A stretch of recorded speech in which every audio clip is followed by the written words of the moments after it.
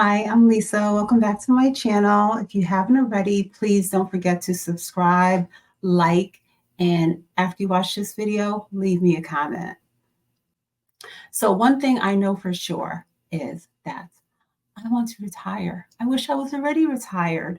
I need to figure out what it's going to take for me to retire as soon as possible. So lately, I've been putting in more work and I have a lot more to do in order to determine what is my FIRE number, financial independence, retire early. What do I need to achieve in order to make this happen sooner than later? So I have three different retirement funds set aside outside of the taxable portfolios that I talk about here on the channel.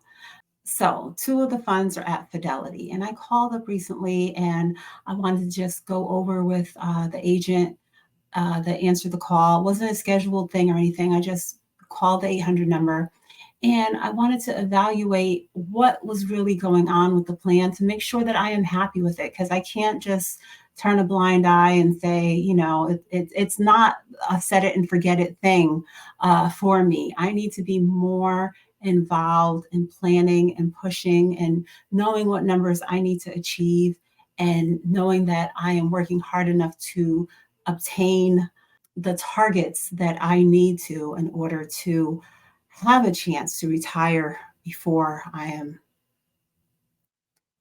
whatever age, whatever high age that I don't want to be working until. So we were looking at the two funds that I have at Fidelity, and they were both set to different target dated funds. And one was 85% stocks and the other one was 91% stock. So I had them both. I had the one that was 85% stock changed to the year setting that would give me 91% stock. So they're both set that way now. And I think that will give me a little bit of improvement and growth because I wanted as much to be invested into the stock market, less the balance of the percentage goes into bonds, and I want as much as possible in the stock market. So that's the only change that was available to me to make, and I've made that change. And now I have another account it's at a different brokerage that I'm going to be having a call with them next week, and I want to really do a deep analysis and get an understanding of where I'm at with that to make sure that it's growing as much as possible. I'm no longer going to be contributing to that one. I'll probably contribute more, only to the ones at Fidelity. The fund that's at the other brokerage house is my largest portion so far of savings towards retirement. So I just need to know that it is doing the best that it possibly can. So I came across a few articles actually after I had my last call with Fidelity, but it ties exactly into what I'm talking about, where you kind of just put it in their hands that they're putting you into the target dated funds, and it's one size fit all kind of a thing that you don't have to worry about it, but they just kind of are managed and dated in 5-year increments, and it may not be what you're looking for. So let's take a look at the first article that I felt really tied to my issues here. Okay, so the title is "You May Be Overlooking an Important Point About Target Dated Funds." So the fund managers are determining the allocation between stocks and bonds, and they're choosing what the risk and conservative level is for these. And as I said, I'm in a place right now where I want it to be a little bit more aggressive in my investing. So I'm glad that there was some room for me to make what I'm considering to be improvement by increasing the fund from 85% stocks, as I said, up to 91%.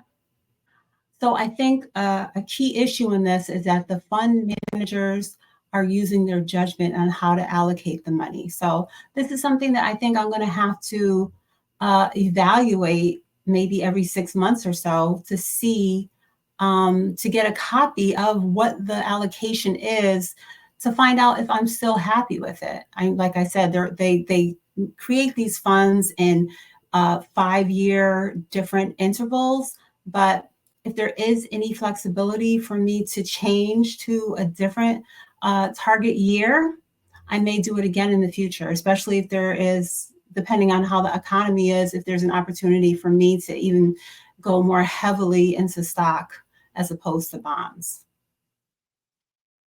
So I wanted to share this so that it could be just brought to your attention and into your thought process of trying to figure out how much do I need to retire? Is my asset allocation what I want it to be? But like with so many other things, you kind of forget over time, just like when you start a job and you decide what you want to invest into the 401k and what the company matches.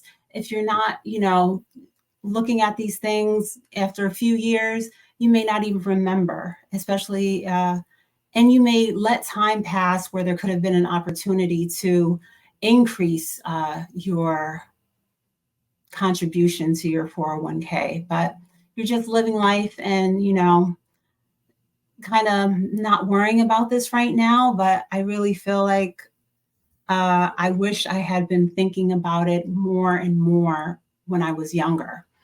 So let's take a look at another article.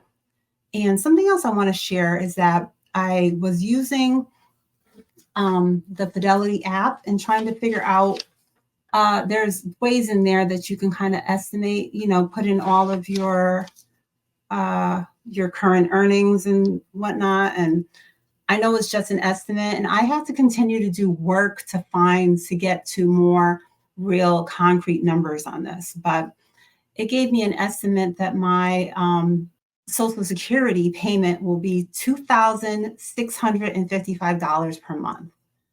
So I know how much I'm bringing home currently, and that kind of tells me what I would have to supplement in order to continue living the way that I do currently. And not even knowing, I'm looking at this as just an estimate that was generated for me, but how much can I even put into this using this number as an estimate, knowing it will be decades before I am ready to tap into Social Security. So I really don't know how, if I even want to factor Social Security into me trying to determine what I need in order to retire. Okay, so this article has a graph that shows how much the average Americans have in their 401k in every age bracket. The chart has an average and median column in it. And it referenced right here that the median account balance is considered to be a more accurate representation of what most people have actually saved for retirement. So let's take a look. And, like I said, I'm just trying to bring this to your attention so that you can just be thinking about what I need to save for retirement. Am I on track? Am I the norm? When do I want to retire? And just there's so many things to think about, and we need to think about it and be plugging away and concentrating on doing it and not taking any breaks or gaps when we're in our 20s or even 30s. So I just want to encourage you to stay on top of your investing into your 401k, into whatever you have available for retirement, because the power of compound interest is on your side. The earlier you start, the easier it will be. So when you're in your 20s, if you're changing jobs or for whatever reason, just don't take any breaks or gaps from contributing to your retirement funds. Okay, so as I said, the median is what they said is a more accurate representation of what the average American has saved for retirement. And So Gen Z, those are, people, young people up into their maybe mid 20s. Millennials at $15,500. That would be a kind of an age range of 29 to 42. Gen X, $44,000. That would be about 41 to 56 years old. And then boomers would be about 57 years plus, and they have about 61,200 saved. So let me know in the comments, what do you think about these amounts? Do you think that this sounds accurate? I am glad that I have significantly more than even what they're showing here for the median of a boomer's age range, but I know it's not enough. And I know that I need to really concentrate on putting as much as possible into investments, and maybe next time when I get a raise, I'll just put the full percentage towards my 401k and not even let it start coming to me, because I know what my goals are and I want to set myself up for the future. So, just two more points that I wanted to share. The number one financial regret is not saving for retirement early enough. And also, point two, live within your means.